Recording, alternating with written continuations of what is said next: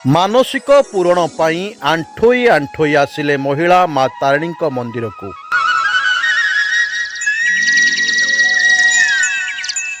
ମାଙ୍କୁ ଦର୍ଶନ କରିବା ସହ ନିଜର ମାନସିକ ପୂରଣ ପାଇଁ ମାଙ୍କ ନିକଟରେ ଗୁହାରି କଲେ।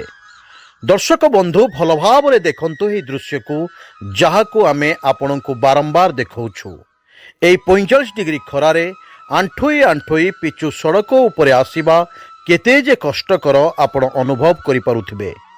କେଉଁଝର ଜିଲ୍ଲାର ଅଧିଷ୍ଠାତ୍ରୀ ଦେବୀ ଘଟଗାଁ ମା ତାରିଣୀ ପୀଠକୁ ପ୍ରତ୍ୟେକ ଦିନ ଜିଲ୍ଲା ଓ ଜିଲ୍ଲା ବାହାରୁ ବିଭିନ୍ନ ମାନସିକ ନେଇ ହଜାର ହଜାର ଭକ୍ତମାନଙ୍କର ସୁଅ ଛୁଟୁଥିଲା ବେଳେ ଏହି ଆଶା ଓ ବିଶ୍ୱାସ ନେଇ ଆଜି ଜଣେ ମାନସିକଧାରୀ କେଉଁଝର ଜିଲ୍ଲାର ବର୍ଷାରାଣୀ ମହନ୍ତ, ଯିଏକି ଘଟଗାଁ ତାରିଣୀ ଠାକୁରାଣୀ ମହାବିଦ୍ୟାଳୟର ଯୁକ୍ତ 3ର ଛାତ୍ରୀ, ସେ ନିଜର ମାନସିକ ପୂରଣ ପାଇଁ ଆଣ୍ଠୋଇ ଆଣ୍ଠୋଇ ଆସିଛନ୍ତି ମା ତାରିଣୀଙ୍କ ପାଖକୁ।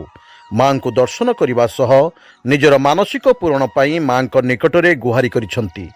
ମା ହେଲେ ପ୍ରତ୍ୟକ୍ଷ ଦେବୀ, ଯିଏ ଯେଉଁଠି ଥାଇ ମାଙ୍କୁ ଡାକେ ତାହା ପୂରଣ ହୋଇଥାଏ ବୋଲି ବିଶ୍ୱାସ ରହିଛି। ଆମେ ଆଶା କରୁଛୁ ନିଶ୍ଚିତ ଭାବେ ମା ତାରିଣୀ ବର୍ଷାରାଣୀଙ୍କର ମାନସିକ ପୂରଣ କରିବେ।